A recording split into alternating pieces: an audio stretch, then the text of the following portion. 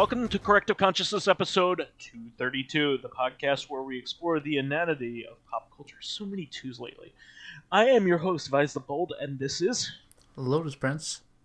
And we have a great show here. We're actually going to discuss our relationship and growing up and the best things, worst things about Spider-Man.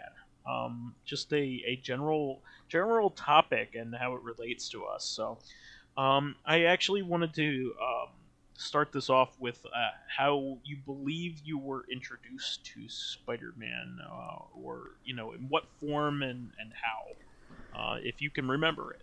Yeah, I was going to say, I'm not 100% on this one. Like, there's a chance it could have been something as innocuous as, like, a coloring book or something. Sure. Like, one of the earliest, it might have even been a coloring book of some kind, but one of the earliest actual comics, I think I can remember, was, like, my dad. He collected Thor stuff back in the day, and for some reason he just had some random issue of Spider-Man where I don't think it was the introduction of Sandman, but it was an early issue with Sandman because the cover has Spider-Man shooting web at Sandman and just going right through him. And Spider-Man's like, what am I supposed to do with this? And, that just seemed kind of interesting. So I took a look at it. I don't know if that is specifically what got me into Spider-Man, but, like, I always just kind of liked his look. Like, his design and the color scheme. It was just, like, it really popped. And he didn't look like a spider or anything, but the web design he had all over his face and everything was pretty cool. Sure. I think... I can't quite place this one either, but I think there was also some old issue where he had to deal with Doctor Doom for some reason, and it was an old enough issue where he had, like, the bat signal, where he had, like, a little thing on his belt which would project a spider spotlight on a thug, and they'd be like, what? Like, that's right, it's me, Spider-Man, and, like, coming That's after like Doom. one of his gadgets that he never uses anymore because it's kind of... Yeah, old Spider-Man definitely had some stuff. Like, even innocuous elements of the design. Remember how, like, in his armpits he would have little, like... webs. Kind of webs. Yeah, like, Yeah. it looks like it was for gliding, but they were way too small for that. It was just a design thing, I think. He's had them ever since his introduction, actually. Yeah, it's just like it's not always included in his design though. It depends. But I think in the original Amazing Fantasy 15, which is his introduction, I think he has those. Yeah, I wouldn't be surprised. Yes, he does. On the covers. Classic issue where he faces off against that. I forgot what the wrestler was called, but, like, just some. His name is Crusher Hogan. Okay, I was thinking Crusher Joe, but yeah, all right, there we go. So yeah, and, like, it's funny because they cover this in Sam Raimi's Spider-Man where he fights Macho Man Randy Savage. Yeah, he's Bonesaw. Bonesaw, but in the old comic, Spider-Man, like, vaults over the guy. He's like, "What? You're nimble, buddy, but I'm gonna get you." And then Spider-Man just, like, picks him up with one arm and climbs up like a pole carrying the guy, and the guy's like, "Oh my god, whatever, put me down, I forfeit, I don't care." So there's no actual real combat. It's just like, this guy's clearly super strong and intimidating, so I'm not going to deal with this. The fight that happens in the Sam Raimi movie is a lot more tense than that. Yeah, he outright KOs Macho Man Randy Savage. Bonesaw! Bonesaw is ready! It's so good. I love Macho Man Randy Savage. I recently went through, like, a best of Randy Savage, like, collection of it, like, like a collection of clips on YouTube, and of course the cream of the crop is on there. But I mean, come on. And there's also an old episode of Dexter's Laboratory with Dial M for Monkey, where he plays a wrestler villain called the Wrestler, and he still talks exactly like Macho Man Randy Savage. He probably has the most iconic wrestler voice of all time. For real. Even more so than Hulk Hogan, and that's saying a lot. I mean, the Rock is really has a really iconic voice too, but I still think Macho Man is the most iconic. Yeah, I mean, The Rock has, like, an iconic catchphrase, and Hogan does have an iconic voice, like, in general, but Macho Man, just when he talks normally, it's like, yep, It's that's so him. intense. You feel like he's like going to have a stroke with every second of his being. We Well, got 3 minutes of playtime. like he's always like flexing his face in his. Yeah, I do not want to be in the ring with that guy. Yeah, I mean, come on. I like I've been like watching like old compilations of stuff. Like I've been watching like Mick Foley interests me because he's like an interesting person. Remember that time he hosted Robot Wars? Yeah, Good times, man. Yeah, but he was also like several different characters in the WWE. So yeah, he's a particularly interesting guy, and he's also like a really cool guy outside of the ring. So anyway, we should get back to Spider-Man. I was pretty much first introduced to a lot of the stuff that I've ended up like really enjoying throughout the entire course of my life. Actually, by my older brother, I have a much older brother. He's 7 years older than me, and so like I got a lot of his hand-me-downs from when he was a teenager. I was really interested in the things that he was interested in as a teenager, and even though I was really young, Spider-Man, like comic books were always a thing that he was into, and then I got even more into than he did eventually. He was into a lot of Batman stuff, especially. He really passed on a lot of Batman stuff, but like Spider-Man stuff got mixed in there as well. And the thing is, what a lot of people, younger people, may not understand is that Spider-Man and most superheroes were not very prominent in the 80s and 90s. You had glimmers of it. The 90s was the era of like special #1 collector's edition issue, and there was like overproduction of certain things like that. What I mean is outside of comics, like the media. Yeah, there weren't 1,000 Spider-Man movies and Marvel Cinematic Universe. Yeah, the 90s dabbled with superhero movies, usually for the worse. Like, you have some cool stuff like Blade, but like Tim Burton Batman movies were the best of what we had. Well, that was like after decades of nothing, but like the 90s tried out like Steel, and you're like, I don't know, and like made up heroes like Meteor Man, and you're like, there was a lot of made up heroes for live action stuff. Just the live action stuff never really got off the ground. I mean, you had that Fantastic Four and the Captain America movies, which weren't even really like supposed to be released, Fantastic Four wasn't. That was Sir Roger Corman production. But there was also like Marvel America gave little tries, like Daredevil, which I actually like, but that wasn't an MCU movie. That was just like, can we try making comic book hero movies? Daredevil happened after X-Men and Spider-Man came out. X-Men really kind of X-Men was the established first it. Yeah. For X-Men gave us what we have now. And by the way, looking at the MCU today, go back to those 90s movies. Like, X-Men and... not Spider-Man, but X-Men and Daredevil were, like, pretty dark movies. X-Men opens up with a fucking Holocaust. Yeah, I mean, the first two X-Men movies are still excellent. I think the second X2 is brilliant. I like really, X1 quite a bit, but X2 is so good. The first two Spider-Man movies are still really great, too. It's the same thing. Spider-Man 1 is, like, a great movie. Spider-Man 2 set the standard until the MCU came along. Spider-Man 2 still might be in the top 10. It's very, very, very good. It's just like the stakes are really high, and like it really explores the fact that he's just a normal person trying to do everything he can. Yeah, that's what sets Spider-Man apart from like every single other hero of the era, was that he had a real life. It wasn't just like, a villain, time to fight the villain, because you're not reading X-Men this for my job at the Daily Bugle. You're reading this to see me punch Lex Luthor or whatever. But Spider-Man has to deal with like school life, like his relationships with his girlfriend, his family, and all this stuff. Yeah, the X-Men have it's true, they have like they have the societal problems against them. They deal with societal dynamics, but not like they don't have stress of just regular life. Yeah, they're very insulated at the school for gifted youngsters. They address the societal problems like as a concept, but not like, oh, I gotta finish my homework or they whatever. don't have jobs that they Yeah, need to what does go to Nightcrawler do when afford he's going to not the like an X-Man? Yeah. yeah they don't need jobs they need to go to in order to afford their tuition Yeah, for Spider-Man has a year. low-paying job, and he's just like, ah, geez, I gotta do Well, this now. that was the whole thing. He was the superhero from Queens, right? Yeah. Back when Queens was not a place to was the blue collar place to live in New York. Um, you can't get a house if you wanted to nowadays, but you don't understand what it used to be.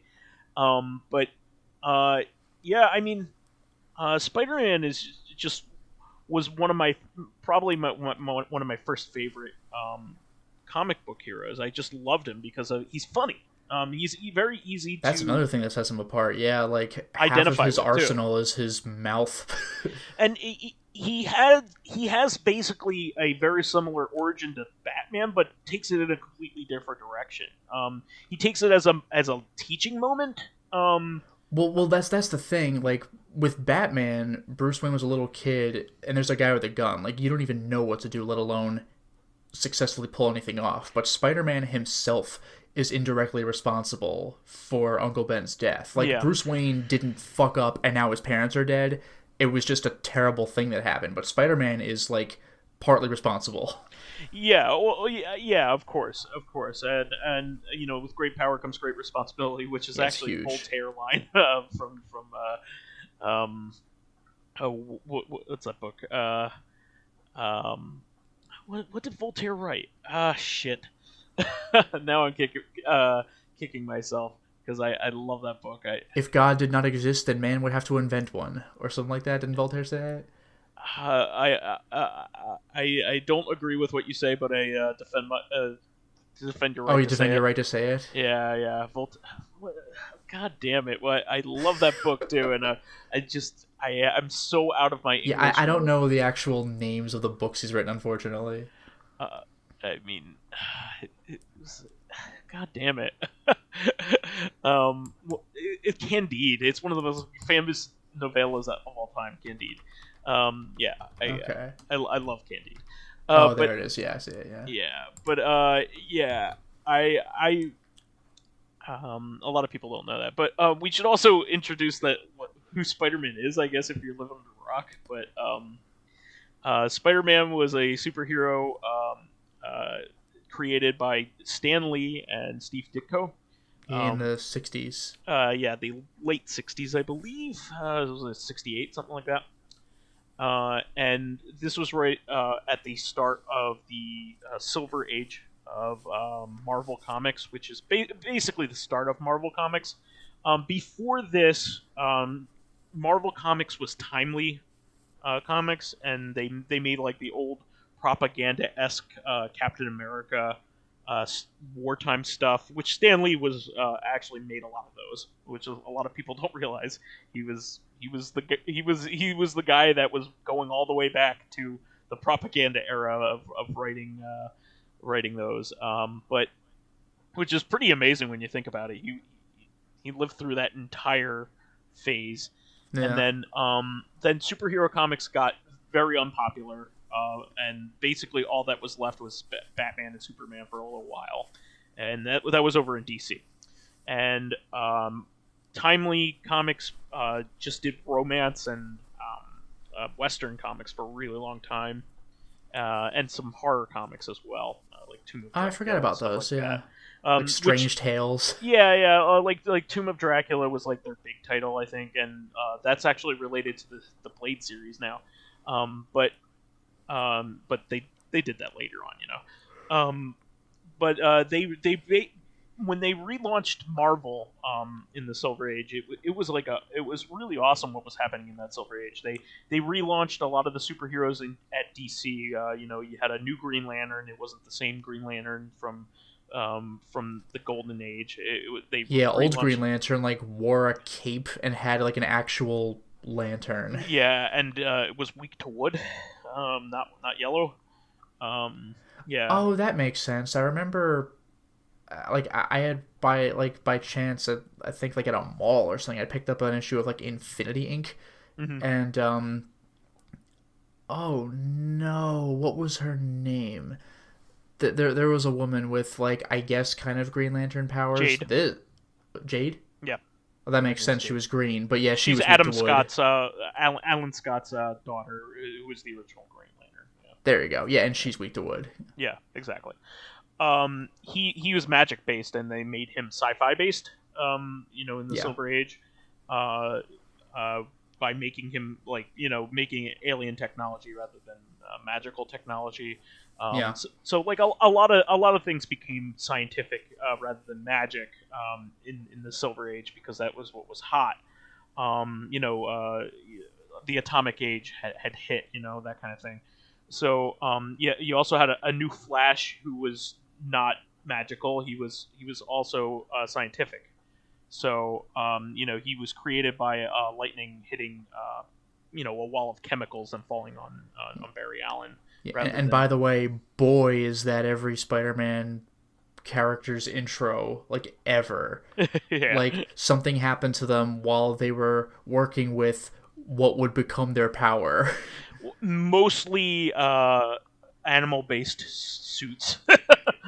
No, that's true, but I mean, like, there's Doctor Octopus who got fused to his arms. Correct. There's Electro. There's, I think, Sandman and Hydro Man had similar things. Scorpion. Well, Scorpion. Scorpion's kind of an exception because, like, even though that is true, that was by design. Like, they put on a Scorpion suit and they're like, "Now you have Scorpion powers," and the problem was that it's stuck. And he's like, "Oh god well, damn it!" the Rhino has the same problem as well. That was the So Rhino's problem too. yeah, yeah. Okay. The Vulture does not have that problem, but he needs to suck like youth away. Yeah, Um, the Vulture.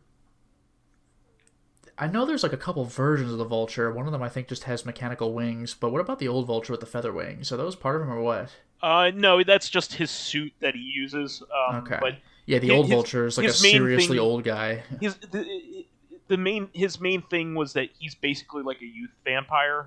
He goes Yes. around and sucks the youth out of people to supplement his Yeah. like rapid aging. Mm-hmm. So anyway, Spider-Man, much like those DC characters, was birthed of the scientific age. So of course you had a nuclear enhanced bombarded spider who bit Peter Parker. Yes, some kind of radiation. Yeah, during an experiment and bit Peter Parker and then died right after. Gave him spider powers. So if you did not know that, you do you know it now. It's actually pretty reasonable if you've only been following Tom Holland to not know his origin, because like Tom Holland's Spider-Man never explores the origin.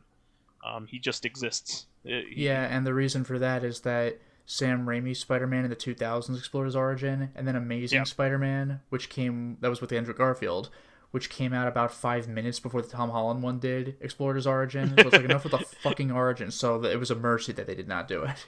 Yeah, they kind of make fun of that fact. They like he has like you hear the end of a conversation with one of his friends about how it happened, and that's it. Yeah, there you He's go. like, oh wow, that's pretty crazy. Yeah, it was nuts. Like that kind of thing. But yeah, I mean, they explore the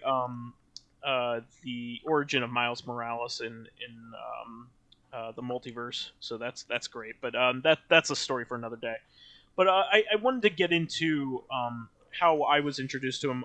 Like we may have had a comic or two around, but while I was on vacation, I actually picked up a to keep myself busy, a comic book while we were at a convenience store or something like that down in North Carolina, down in the Outer Banks, and it was an issue 2 of a Venom miniseries. So basically, my love for comics actually started at that point. Before I had been vaguely interested, but my own comics and buying my own and all that kind of stuff, and getting more interested in Spider-Man and Venom and everything else came from that. And Actually, my story is kind of similar, but go ahead. no, go on with yours. Because, okay, I was going to say, because that was my first exposure to Spider-Man, but I think my passion for getting Spider-Man comics may have come when I was at some, like, local, like, comic convention where a bunch of comic dealers were, and I didn't know anything about which series is which or whatever, but I saw a cover on it with Venom fighting Carnage, and the art was freaking gorgeous, and I was like, yo, these things look cool, I'll get this, and it turns out that that was part 3 of Maximum Carnage, but there's no set of comics called Maximum Carnage, you know? It's like Web of Spider-Man 238, Amazing Spider-Man 116, and it's like, how the hell do you know which one? So I would just go rifling through comics and see if any of them were part X of the Maximum Carnage series, and I wanted to see if I could complete that. Yeah, I when I was this actually was issue number 2 of 4 of Venom Lethal Protector, which was actually the very first Venom miniseries. Yeah, where he was the Venom protagonist. Stuff. Yeah, he was an anti-hero at this point. Before he had just been a villain. This was really cool. I just really enjoyed the second. It was in the middle of a series too, but I just was captivated by it at the time. So I spent some time like searching around trying to get the first issue, and then later on the third and fourth issue. So this came out in February to July of 1993. I may have picked it up right around that time, or maybe 94, depending on when I picked that up. So I was pretty darn young at the time. I was like 8 years old. I was born in '86, so I was 7 or 8. So this is like the perfect time to start falling in love with superheroes, and so it's kind of funny that I got into Spider-Man from Venom, not like the other way around, because like the artwork for Venom is just captivating, like his mouth and all of like his drool and his tongue, he's really long tongue, and depending on who draws him, he can have like a mouth that like it can be like a football. Yeah, the mouth expands past where a human mouth would go. There are many different interpretations of Venom, like the Marvel vs. Capcom 2 Venom, where it's just like like all the time. You're like, what? Yeah, he's basically a liquid being. In some versions of it, but Venom was just so cool. Like that's one of the reasons why he couldn't stay a villain. He's just too cool. You needed to make him a protagonist at some point. It's like Knuckles. He's too cool. You can't make him. Yeah, I mean, it did eventually get to that point, but like what I find interesting about Maximum Carnage was that he still was a villain, but it's we got to stop Carnage though. I'll go back to trying to kill you later. So like the fact that Spider-Man had to team up with Venom, like just by Carnage necessity, is the bigger villain. That was the whole thing. Like Venom was not a hero. It's just like, I need your help to kill Carnage, whom I know you hate. And he's like, yeah, all right. Because actually, when Spider-Man went to ask for Venom's help, it was a really tense moment because the last time they had met, they had fought on an island, and Spider-Man like faked his own death. Yeah. So Venom thought he had killed Spider-Man. There was like a skeleton. Is his main driving force in life is trying to kill Spider-Man.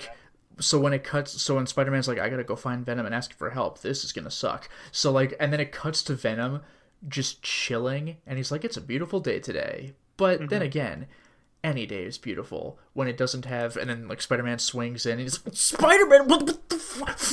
And he's like immediately starts attacking him. And Spider-Man's like, nah, your kid Carnage sucks. And Venom's like, I swear to fucking God, this better be worth my time. It was pretty great. But before this, before I was into the comics, I actually had the Genesis game, Spider-Man. Yeah. I remember mentioning it to my parents. Like, I wanted to complete the Maximum Carnage series, and then like they bought the game, which existed, and I couldn't believe it. No, not the Maximum Carnage Spider-Man game. Just Spider-Man. Spider-Man versus the Kingpin was the Genesis game that came out in 1990. Wait, versus the Kingpin. Okay, yes. Yeah, I was thinking the Web of Fire or whatever, them 32X. No, that game's hot garbage. Yeah. I don't know if I ever actually played the old school Spider-Man game. I only played Maximum Carnage. So you might know this because you probably recognize this through like terrible video game like presentations and stuff like that. On the Sega Cd. So there is a Sega CD version that is like an enhanced version of this one that came out in Yeah. 1990. Voice acting's kind of silly. The voice acting is very silly, and the animation is unique. It's like on the same level as like the CDI Zelda. Yeah. And the bad ending Is sucks. it like Mary Jane gets melted? You both get melted. It's surprisingly brutal. Yeah, he King, like, because it's one of those like Revenge of Shinobi or Comic Zone final bosses where you better beat the final boss before your girlfriend gets dunked in acid or whatever other hazard, or you get the bad ending. But if you get like the really bad ending, then both of you are tied to the rope or chain or whatever, and you just get fucking dunked, and that's how the game ends. You're like, this is horrible.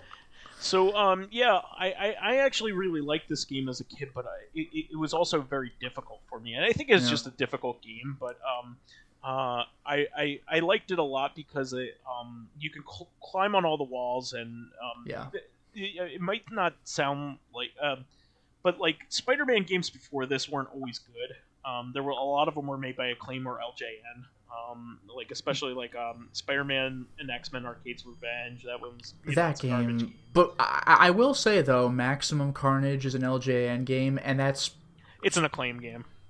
Okay, maybe it was published by LJN or something then, because LJN is definitely involved. LJN and Acclaim, Acclaim bought LJN. Maybe that's what it was. Because but like because that game was pretty damn authentic to the comic books. I was impressed. Yeah, you know what? They show actual panels from the actual comics too. Yeah, but even the places you go, like the Deep, the nightclub, Prospect Park, like I was impressed. That there's a whole thing when you're Spider-Man invading the Fantastic Four HQ to grab the Sonic gun to give to Venom, because even in the comics they don't go into invading HQ, but they're like, oh, I had to borrow this because the Fantastic Four weren't home. Like the game really went all out. Yeah, I mean, the only part that I don't like about it is like the enemy types get very repetitive. Yes, they do. Think of like, you know how the first level of Streets of Rage 2 has like 3 guys. Like, what if that were the entire game? The entire game, yeah. maybe they'll start wielding a gun at one point, but Streets of Rage 2 keeps like adding more and more different enemy types, and that's the way to do a beat 'em up. I mean, yeah, like to a point, but like with Spider-Man, except for the fact that some of them wield guns, you see just about everybody on level 1 except for like the fat guys. That's kind of it. Well, and also the game's long. It's a lot longer than Streets of Rage ever.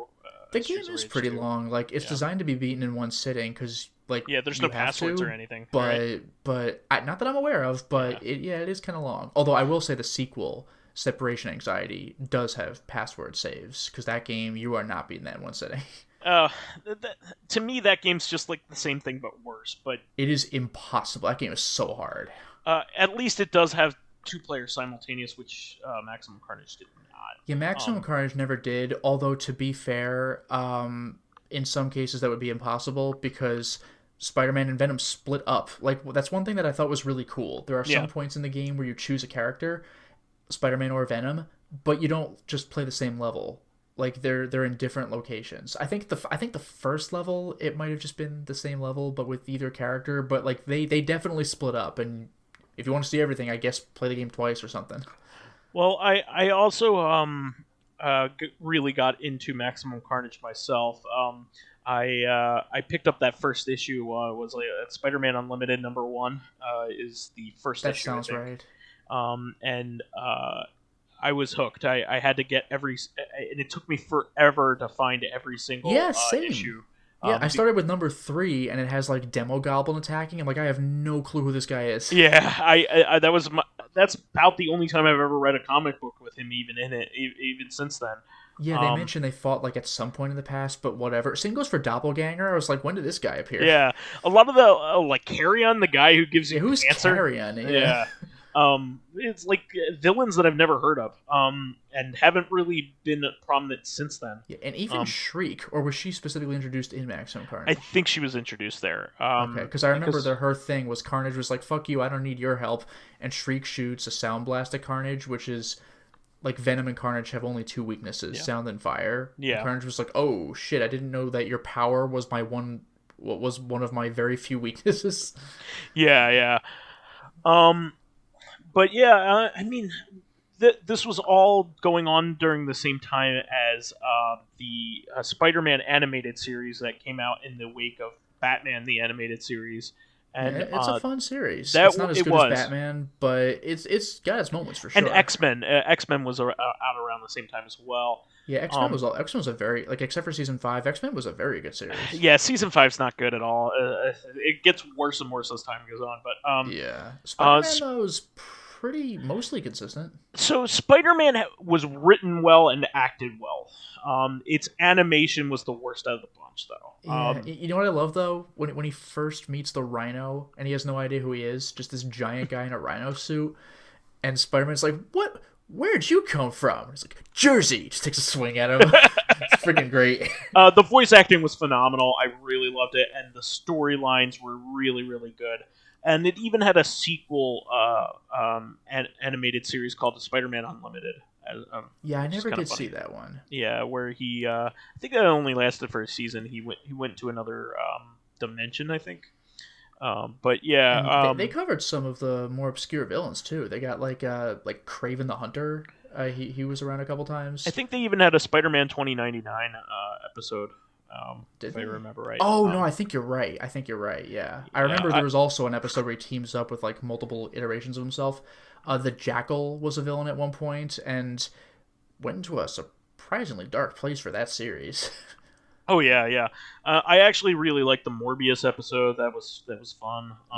Where they had to call blood plasma because you can't mention blood on a Same Saturday goes with morning Carnage. cartoon. Carnage wasn't just murdering people left and right. He was capturing their souls to offer to Dormammu so they were able to restore everybody's souls. But if you read Maximum Carnage, he's just impaling people. He doesn't give a fuck. Well, also not to mention the fact that like the Carnage symbiote is merged with Cletus Cassidy's blood, so he is Yeah, partially he really made takes out a of liking blood. to it. Yeah, He is partially made out of blood. Like his that is his- true. It's his not costume. just a red suit. Like it is, but now it's also that. Yeah, and like he can never really get rid of the symbiote because it lives in him.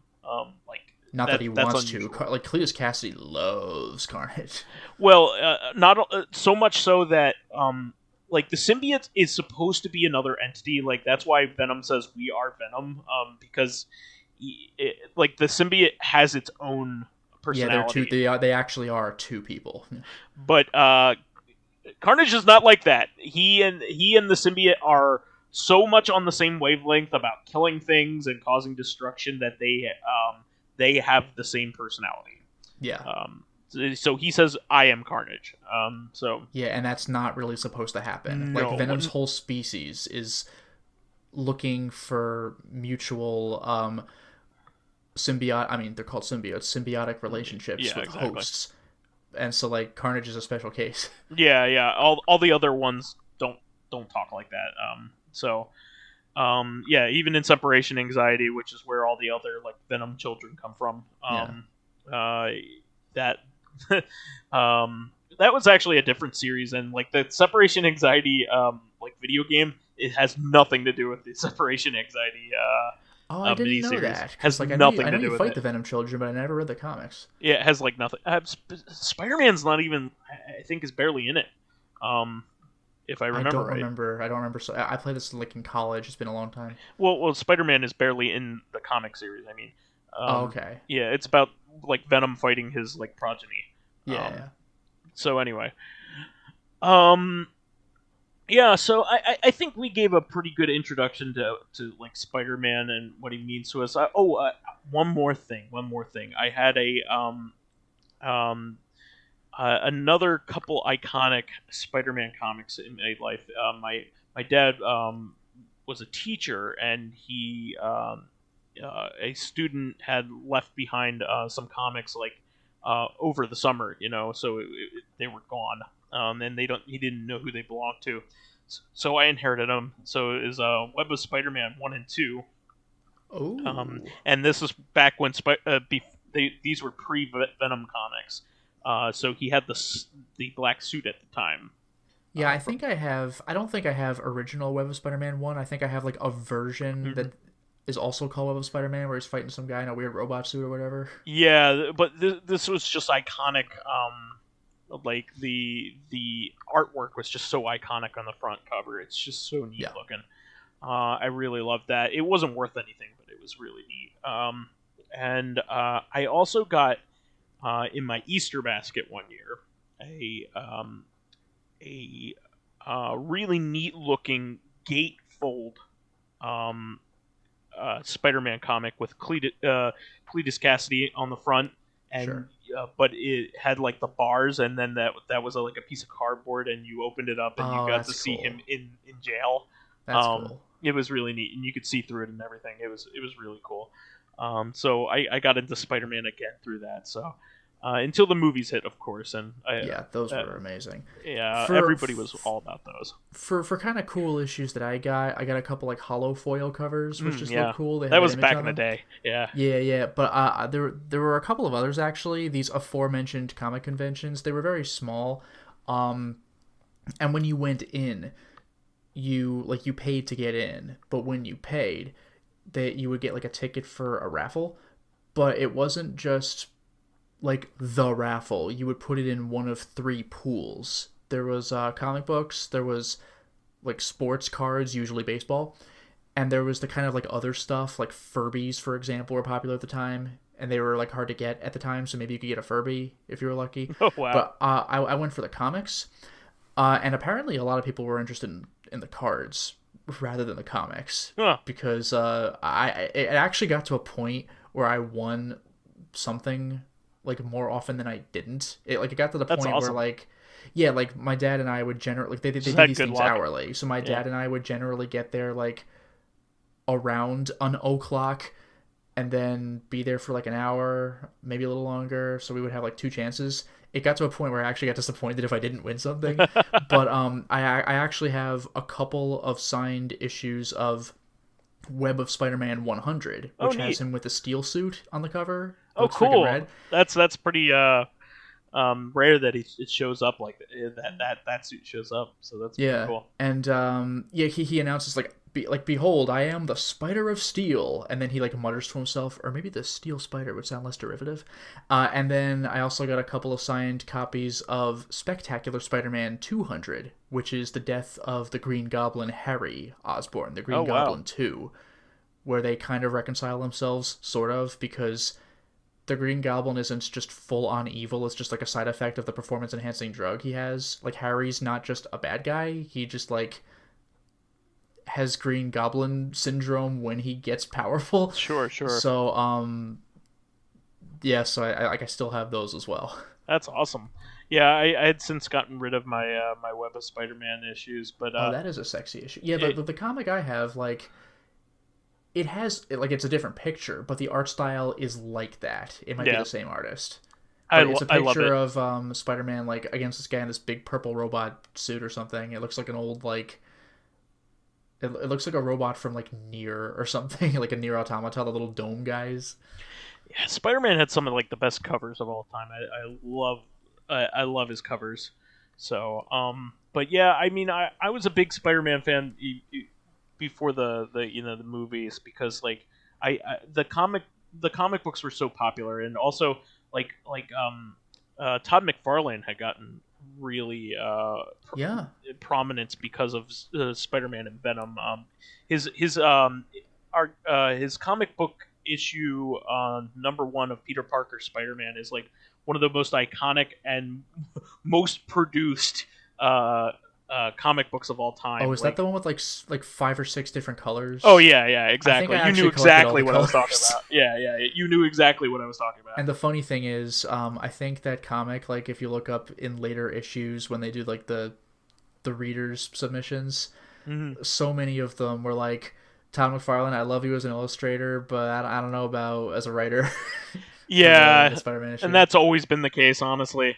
I mean, even Spawn was cool looking, but like the storyline just never um, was that great. But yeah, that Todd McFarlane comic is like, just look it up. Todd McFarlane Spider-Man cover. It's going to be the first one that pops up. Yeah, probably. And this was before Spawn. If you know what Spawn is, we might be dating ourselves, but Spawn's that character from that one Angry Video Game Nerd review where he went over the various Spawn games. Oh, you mean the Soul Calibur 2 character? Yeah. That's true. I think that was like the most prominent thing he's been in any sort of recent memory. Well, Mortal Kombat 11. Oh yeah, Mortal Kombat 11. Okay. He's actually shown up very recently. Yeah. Okay, I forgot. But yeah, I think we can maybe talk more about like more Spider-Man stuff later on. Sure. At a different episode. I mean, we have plenty of things to talk about still. I mean, there's the video games. We haven't even touched on anything past Genesis. Yeah, the N64/PS1 game, which that love. PS1 game is really fantastic. And the sequel, I think, was PS1 only, so I never played it. Yeah, me either. Actually, I own it and I've never played it. But yeah. It was also for the Dreamcast, the original one. Oh. Yeah. But we'll get to that at a later time. Why don't we do some fan stuff here, Lotus? Sure. So Dracologist says the best hidden object games, the Mystery Case Files. Those actually sound familiar. I wonder if I have played them. I might have. The game or the case? The game or the case? Yeah. And this is something, as soon as we stopped recording, I knew I messed it up. And Dracologist was on it. When I mentioned who's the guy you play as in Soul Reaver, I said Azrael. No, it's Raziel. They sound very similar. Yeah, Azrael is the monster kid from Undertale. I was actually thinking Batman. And then Raziel is the Soul Reaver guy. Favorite Xmas movie? Troublemakers, a.k.a. The Fight Before Christmas. I don't know that one. Bud Spencer, Terrence Hill movie. That sounds like... Yeah. You know what's funny is that title is such low-hanging fruit, and I never thought of it. I actually watched my first Bud Spencer and Terrence Hill movie based off of Dracologist's suggestions. I watched was it the gambling one? Oh jeez, this is gonna be Spencer and Terrence Hill. It was this I wouldn't know. It was called like High Stakes or something like that. But anyway. While you're looking it up. So, School Filmer says, I have to say I'm excited for Sephiroth and Smash, even odds if it was was revealed at 1 a.m. over here. Odds and evens. Odds and evens. Yeah. I did recognize him in his theme song, as I've played Kingdom Hearts 2. Haven't played the first one at all. And he was quite a tricky one to defeat, but I did it with patience, perseverance, and a buttload of the best HP restoring items. Yeah. There you go. Speaking of HP restoring, Sephiroth has an instant kill in Kingdom Hearts 2, but if you know what's coming, you just counter with triangle. But what made him scary in Kingdom Hearts 1 was he had, I think, an unavoidable move that reduced you to 1 HP. So you had to heal immediately, because whatever he did next would kill you. Yeah, just keep in mind, he only has one wing, so he can't fly very far. Yeah. Right, so now to wait for Thursday, as of writing this, to find out when he descends. And then School Filmer also says, I have nothing to say about today's topic, so I may as well talk about some new games I got in the eShop. First, I got Paw Paw Paw. Yes, that's the title. And it seems that I have a knack for finding games with odd stories, with this one being about a kingdom of animals being ruled by a fair king until one day something happened. And now the king is enforcing everyone to wear pants. Oh no! This is some bullshit. Of course there's a resistance group that will have none of that. The game's fine, reminds me a little of Castle Crashers gameplay-wise, although it pauses at parts before dialogue begins, like it's loading the dialogue in character portraits. I also got Rock Boshers DX and Iron Cryptical, which go along great with Aqua Kitty. I think I've heard of that one. Aqua Kitty is fun. Being arcade-like games, and I'll dive deeper into those. Yeah, that's it's almost like Defender, but a lot easier than Defender is, of course. Also, the holiday sale started, and once again, I'll aim for Yooka-Laylee for 75% off. No need to worry, I won't be like Mr. Torg when it comes to liking a game someone disagrees with. At least it's not full price. And then Living Corpse has a couple comments. One, the winner for Best Anti-Demon Space Shooter is Last of Us Part 2. Because, it's like sweeping every award. Yeah. And then, I've said it before, but I swear, Nintendo... fan-wise, nobody seems to like it. I still have to play it to find out. Yeah, me And too. then he also says, I've said it before, but I swear Nintendo is the most bipolar game company. I'm sure there's a lot of infighting happening behind closed doors. Iwata said there would never be paywalls involving Nintendo. Then when we died, we got Amiibo paywalls. You don't need the amiibo to like play the game. No, and they're hardly essential for anything. Honestly, Yeah. they're really just kind of give you They're Easter eggy literally kind of physical stuff now. DLC. That's like calling DLC of any kind a paywall. Yeah, I don't know about that. Yeah. I mean the only time you could really say any of that is like there are certain games that have like unlockable characters via amiibos, and I hate that kind of Yeah, practice that's because obnoxious. yeah, exactly. Like Codename Steam had that with the Yep. the That Fire was Emblem actually what I was characters. thinking, even though that's like an obscure-ish game. Yeah, yeah. All right, so then Connor says, "What have I been playing lately? A pretty well-known first-person game set up in a futuristic city with a dystopian, anti-authoritarian storyline. Yeah. Yes, Mirror's Edge, of What a course. good game. Yeah. Yeah, I played that game once. It's quite cool. It's probably my 8th or ninth playthrough at this point. While it's far from a perfect game, I just love the atmosphere and aesthetic of it. That aesthetic is It it's was so it was clean. fantastic. Yeah. It's so clean. And it still looks incredible, even 12 years on. The art style has held up really well. My favorite Christmas special is probably the Christmas episode of Father Ted. Oh, that's a fantastic Unfortunately, series. It's too bad that like the creator is such a that's what he douche. goes on to say. Yeah. Unfortunately, my enjoyment of that show has been marred somewhat in recent years, with the creator Graham Linehan basically having devoted his entire waking life to spewing out all sorts of transphobic crap online. It's funny because He got kicked he off of did Twitter that. for it. Yeah, he did that. Then he got publicly shamed for it, and then he just made it his doubled life's down. goal to be like, well, fuck you. I'm gonna dig myself even deeper. What's terrible is like he's ruined his legacy. He has 3 fantastic shows under his belt. He has Father Ted, the IT Crowd, and Black Books, which are all fantastic shows. And he's like ruined his entire legacy. He could have by just being a fucking bigot. Like what a fucking Even asshole. J.K. Rowling isn't just like ranting like a weirdo. She's still clearly transphobic, but she's not going like, oh yeah, well, and just like being openly blunt about this bullshit. Like it's like Graham Linehan's performance is just like embarrassing. Yeah, to watch. I don't get it about like prominent British people. Like Ricky Gervais has this problem too. He's had it for a while. He's not been as like clearly open about it, but you can tell. Yeah. Also, Vice is 100% correct. Die Hard is definitely a Christmas movie. Okay. Well, all Lethal right. Weapon is too. It has the same writer and takes place during Christmas as well. So, I've actually never seen Lethal Weapon. oh, all of them are good. That's the cool thing about Lethal Weapon. There are 4 good movies. Huh.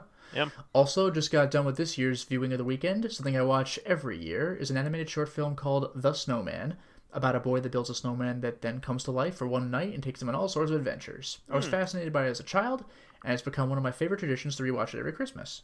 Nice. Isn't there like an MST3K like Santa like saves Mars or something like that? Santa Claus Conquers the Martians. Yeah, I want to see. I want to watch that one. It's the Well, I title's want to more watch just it with the MST3K. I mean, I've honestly. seen that. Like, the title's more just in the movie itself. Like, watch it to say you watched it. It's not bad. It's like, okay. I want to watch them make fun of it. Yeah, that's what I want about it. Yeah. General Ledger says, my favorite feelies were maps. Yeah, hard agree. Oh, Yeah. 100%. They came with most of the old school RPGs and did help out when NPCs gave vague directions. Especially when it's Zelda. like an Infocom game where there's no visuals. A map is like yeah. the coolest thing. Sure. Yeah. No, that's like the best thing you could do. Yeah.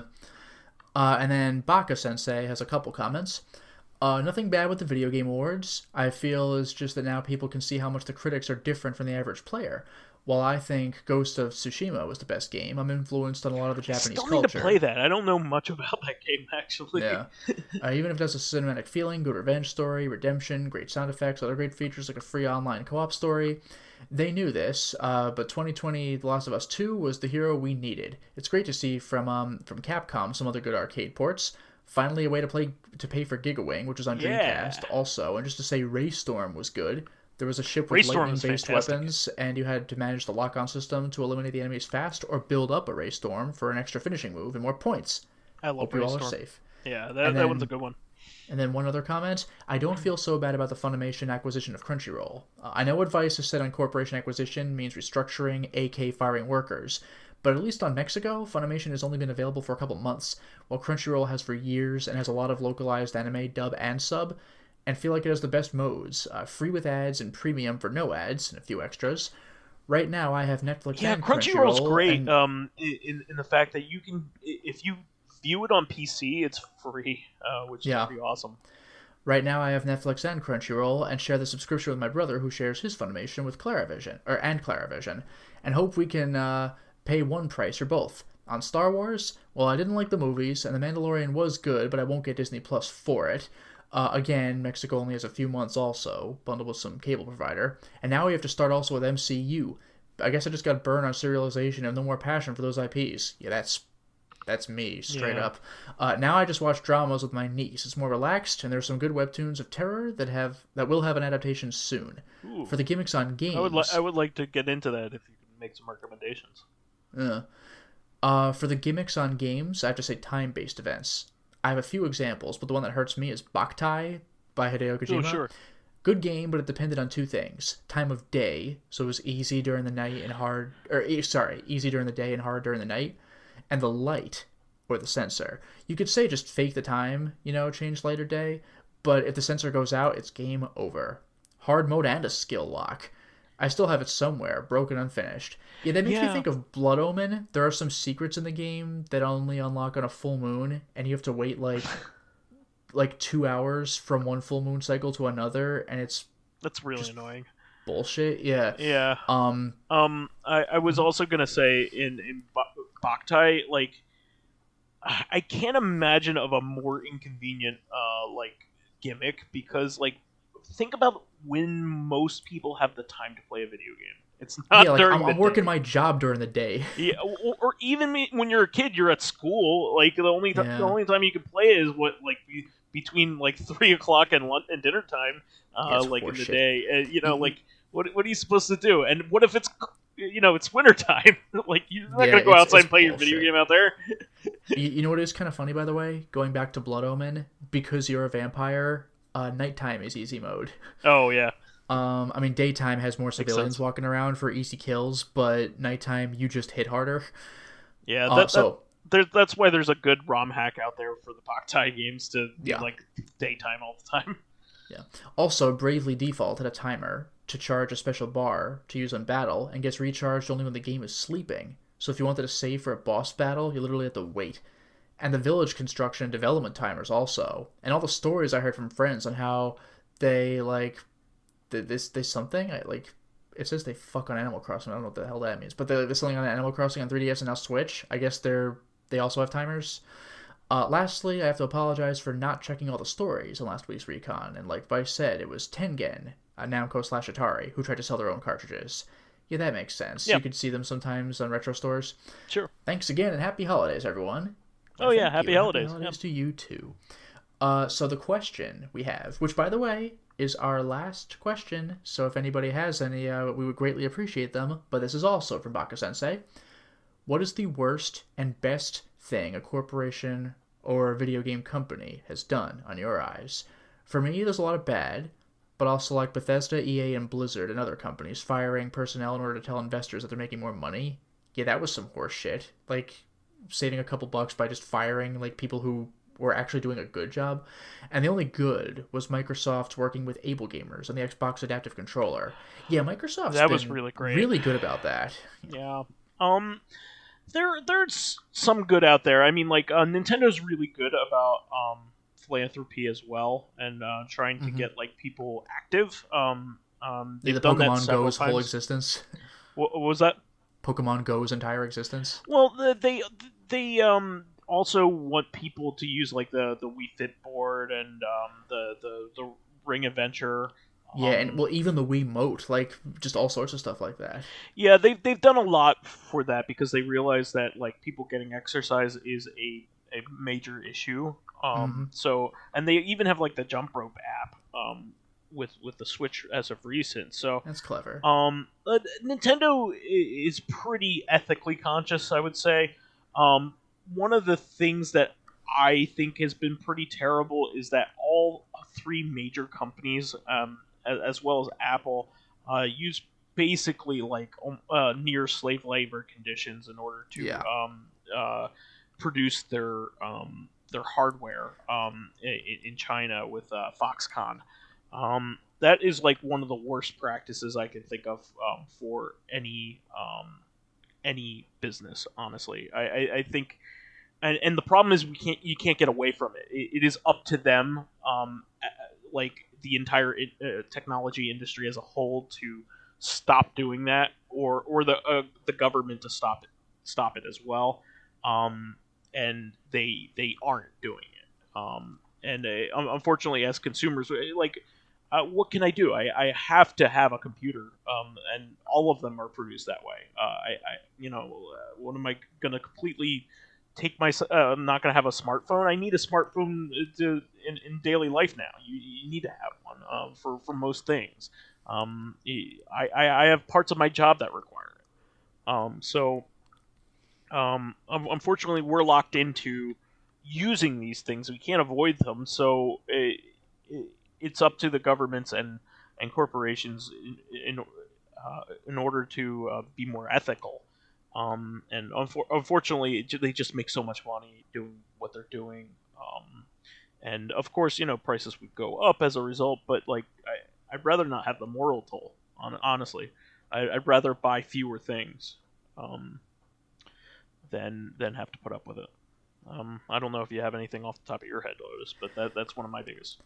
Yeah, ones. I mean, this isn't going like hardcore heinous like that, but I'll just say like just the insistence on like loot boxes for things that are not just like cosmetic, like loot boxes for things that matter. Where like there are some countries that like beware of video, like Brazil in particular treats every single video game ever as like a form of gambling, which is why they're so damn expensive there, even more than in Japan. But this is actually like literally gambling, and it's encouraging children to do it. Like, that's fucked up. Yeah. Loot boxes are a big major problem, and it also instills a certain kind of addiction early into people's consciousness. And even when it is just cosmetic, like if you want it, you're gonna try for it. But it also like teaches you to strive for the high that gambling brings, and does not teach you the lessons. And it also like a big part of the problem with that is like those kids use their parents' money. They don't use like their own money. We've read multiple stories online of like I have a $600 like bill. Well, what happened here? Yeah, like their kid's a whale for some free-to-play phone game or something. Yeah, exactly. And not only that, but like they don't understand the consequences of what they're doing. The people that that are earning that money, would be more, you would hope would be more responsible with it. And the child that's engaging in that act has no idea what the consequences of their actions are being at the time. They also can't put it into perspective. They don't realize that, hey, the thing that I'm spending so much money on is going to be a flash in the pan.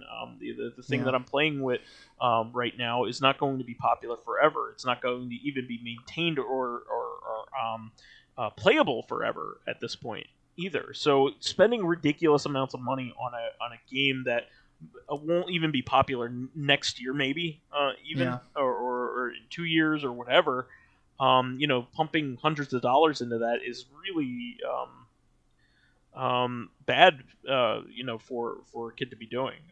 If you're an adult and you're making your own money and you're making your own choices or whatever, if that's your thing, that and it's not burdening you, that's a different story. I think it's a waste of money, but like that, you do you, man. But like, getting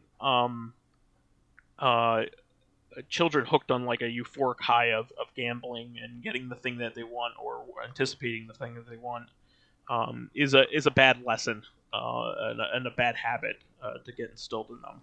Yeah, like it's bad enough when you have like stuff like Candy Crush or like free to play stuff where you pay to like advance the game. Sure. But this is paying for chance. Like it's like the next level up from that, a euphoric high to possibly not get what you want. Yeah, and they could be spending that on something they could be playing, something more tangible. So like it stinks. Yeah, it is literal gambling. It's not. Yes, It, it, it just is. they're just lying about it. And skirting things. I mean, it's like saying pachinko isn't gambling. Of course it is. It's like, yeah, what the fuck do you think it is? You're putting money in to maybe, like, to not guarantee a result. That's what gambling is. I mean, I mean, we used to dabble in this kind of thing as kids, with card packs and stuff like that, and Magic the Gathering, of course, right? But this is way too easy. I couldn't buy a Magic. That's the thing, yeah. Pack. You had to have cash on you to buy those cards. You could only needed to go to a store, and you needed to have the store that had them. Yeah, you needed your parents to drive you to the store. Even if you stole your parents' credit card and fudged that, which, by the way, the cashier would know about and call you out on immediately. Like, your parent would have to take you there and give you permission to spend your own money because they ain't buying that shit for you. Or maybe they are, but they see exactly what's happening. But with this, you can very easily spend hundreds of dollars at once on a non-physical thing, so your parent will never even know it's there until the bill comes in. Yeah, emptying your wallet of $10 but you have gigantic deep pockets with a credit card. Your parents will shake their head at you when you buy 2 packs of Magic the Gathering, but that's as far as it goes because that's as far as it can go. And you lose. You learn that lesson real quickly. If you only have $10 and you spend it immediately on 2 packs of cards and don't get what you want, you're going to start feeling butthurt about it. Yeah, because you had to get that money, whether it was allowance or if you're old enough to start earning some money on your own. With the digital stuff, I suppose the parent could say, well, pay me back. And you're like, I can't pay it back. And they're like, oh, you can't. Oh, it's not easy to do that? Interesting. Well, let me know when you get $600. I'll see you in 2 years or how long it takes for some really little kid. Maybe then you'll learn what that amount of money means. Yeah, no, it's I think you hit the nail on the head with that one. I also hate it when just kind of like the timely thing, when a game is rushed to the point where major stuff is cut out of it. I hate that. Or it comes out in an incomplete state, or it's really messed up. I also hate those things. I like it when everything's all hunky dory. I hate it when a company buys another company and halts development on something I wanted to play. What was that Boba Fett game that the Star Wars people were working on, the LucasArts people were working on. Once they I don't even know if I know what you're talking about. There was a Boba Fett game being worked. I mean, there's Star Wars Bounty Hunter, which is not that's a Jango Fett game. It was called Star Wars 27, not 27. Oh, I know what you're talking about, the numbers. Yeah, it was a bunch of numbers. Was that really a Boba Fett game? It was eventually revealed that Boba Fett was going to be in it. I don't know. Oh, well, that's not a Boba Fett game. Boba Fett's in Shadows of the Empire. Well, I don't know, man. But I think he was supposed to be one of the protagonists or something in it. I don't know. Huh. I never even heard about that. But but I do know what game you're talking about, yeah. Yeah, there was a big game that was canceled when Lucasfilm was bought out by Disney, and Disney put the kibosh on it. So and then they chose to release the worst of the 3 trilogies instead. Which is saying a lot. Yeah, the prequel trilogy in its entirety is a meme. The sequel trilogy is just I don't want to talk about it. Episode 3 is pretty decent. It's pretty quotable. I mean, it's the best of the 3. I'll give you that. It's not the best, but I think it's probably the best out of the 6 movies. It might be the best out of the 6. Of the prequel trilogy and the sequel trilogy. Yeah, it might be the best out of the 6. That or The Last Jedi, yeah. The Force Awakens is probably my favorite of them, but it was redundant on purpose, so it's well, I already saw that movie. I like everything about The Force Awakens except for the end of it. I found it really corny that they just got rid of their Ultra Death Star so easily, and so flippantly. I don't know. There was basically no stakes in that. But I will say, for as far as for what is original is concerned, probably The Last Jedi. Yeah, I really like The Last Jedi, but there are parts of it that I don't like, obviously. But I like what they tried to do with it, and that a lot of the people that hate about it. That's kind of what I feel. I like it, but my overall attitude is the opposite. I'm not big on that movie, but there are parts of it that I very much like. Yeah, and it's still the best of the new sequel trilogy. There's some good stuff in there, but they throw it There's all some out. Very good stuff in there, but overall, I'm like, eh. They throw it out the window in the third one, unfortunately. The third one is just a mess, even out of context. I hate unresolved cliffhangers. That's another thing I hate with video games. Like, you never really find out what happens with the Legacy of Kain games, for instance. You know. Do you not? I don't think that gets wrapped up. Because I've only ever played Blood Omen 2, and I'm near the end of Blood Omen 1, but obviously it's Blood Omen 1. You go somewhere from there. I mean, you're a massive series like the Assassin's Creed series is never going to have a payoff to their meta story, which they barely mention most of the time. Yeah, I was gonna say nobody even cares about the meta story, do they? At this point? Yeah, exactly. I wanna be in pirate times and do pirate assassinations, and then you go back to the meta story and you're like I forgot that's what this game was.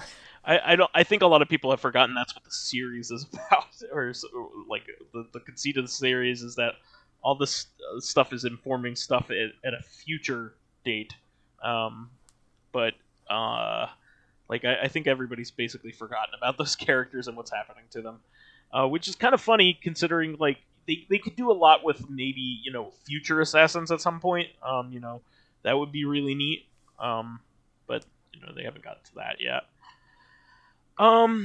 What else do I hate? I hate limited digital items. That's pointless. Sucks. Eventually you won't be able to buy this thing that we could give you unlimited access to. I hate that. I hate delisting of any sort. Yeah.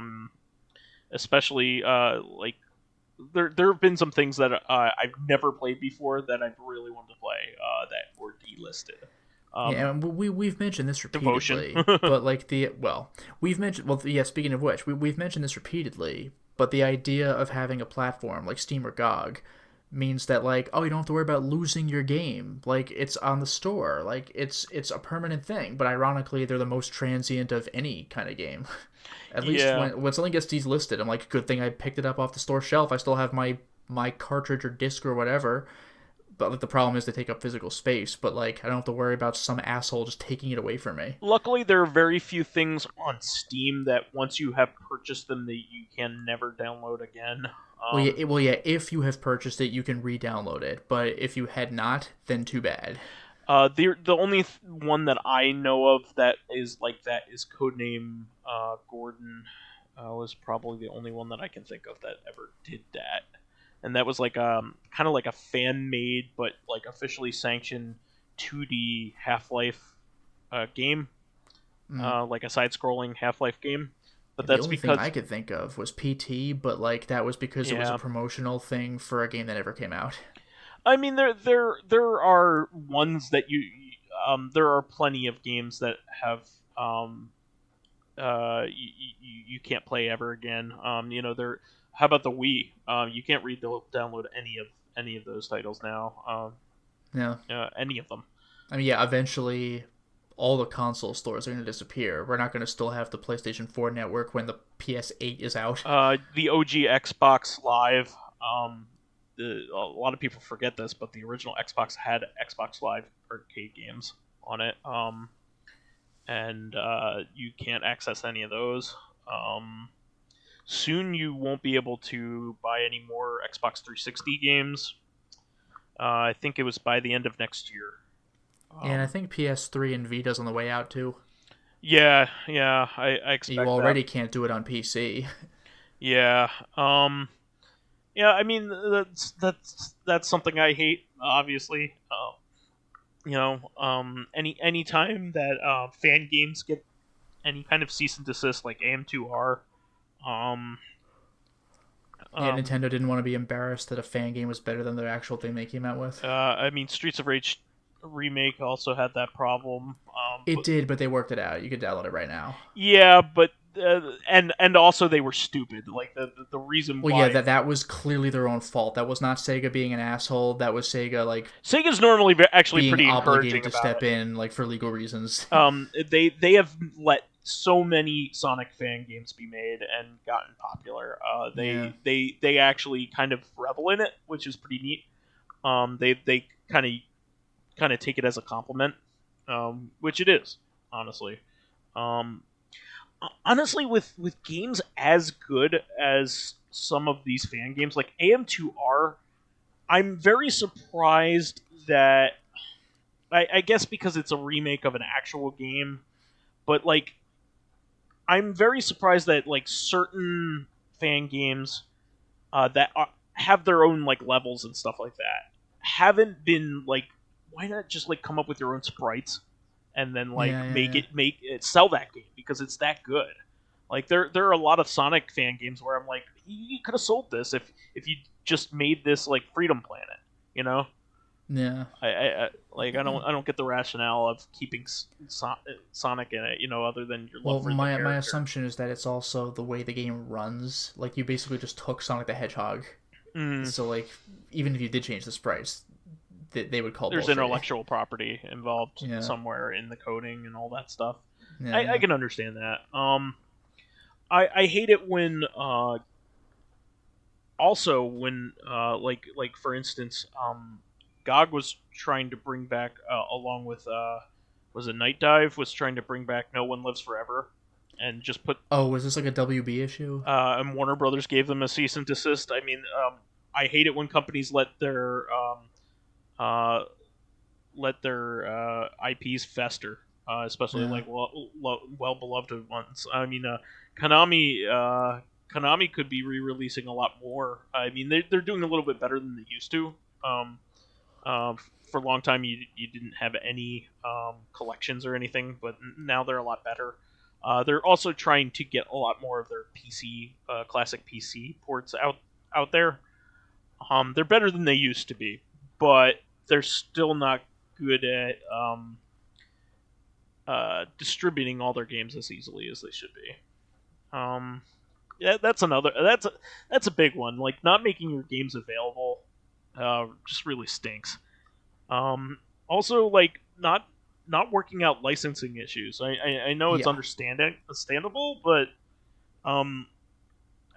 I feel like games right now should have provisions in them to ensure their longevity, and so that they can be sold in the future. Yeah, remember PS1 famously did not have that, which is why it took way long for Mega Man Legends 1 and 2 and Tron Bond to be released. Yeah, you know Sony should have let that go through because those were well beloved series.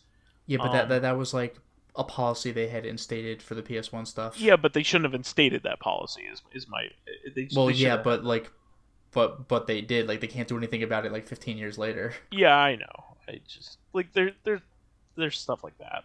I mean, there's plenty of bad stuff, but you know, I like it. I like corporate responsibility. You know, Nintendo's pretty good about it. Better than the other companies, I would say. But Microsoft, you have to hand it to Microsoft for that accessibility. I mean, that controller, it's like it's such a heartwarming commercial that they put forward. Yes. You know, you could say that it was a publicity stunt. Maybe it was, but at the same time, it really is helping a lot of people. You know, something like that, and also showing you know, people that have accessibility issues, that it's possible, and spreading the word about those kinds of controllers is a big deal for them. So showing that, you know, hey, I'll have the ability to play a game because you thought of me. That's a big deal. I think that's great. Any other things that you wanted to bring up, Lotus? Nah, I think I'm good. Okay. So that will be the show for this week. We want to thank all of our fans who contributed questions and comments. Really good this week, guys. You had some really great comments, but we do need some questions here. Yeah, we are now fresh out. Lotus might have to come up with a question to ask me, and I'm very afraid. Oh my god. Please keep us supplied with awesome topics by submitting questions of your own via the YouTube and SoundCloud pages. While there, please give us thumbs ups, likes, and 5-star ratings on iTunes. It helps promote and spread awareness of the show, and any bit of encouragement helps keep the show going. You can also catch us on Tuesday for our sister podcast, Reactive Consciousness, the end of look at this week in our lives. Finally, you can friend me as vysethebold on pretty much everything. And you could follow me on my YouTube channel, Lotus Prince. You can hit me up on Twitter at Lotus Prince. And finally, if you are interested in seeing my videos early, getting in on exclusive live streams, selecting upcoming games for me to Let's Play, or getting in conversations with me and other patrons on Discord, then perhaps consider swinging by my Patreon account, which can be found at patreon.com/LotusPrince. And finally, for those who celebrate I want everybody to have a Merry Christmas Eve. Oh yeah, because today I didn't even think of it. It's Today is the 24th. Yeah. So I want to wish those who celebrate it a Merry Christmas, and also we have our New Year, of course, shortly following. But we will have shows in the meantime for that. So. Especially during a year that was very tough for almost everybody. I just hope that this day brings a little bit of joy to the people who celebrate it, and I just wanted to say something nice. So, Merry Christmas, everybody! All right, have a great holiday, and we will catch you on Tuesday. Until next time, everyone. Bye-bye.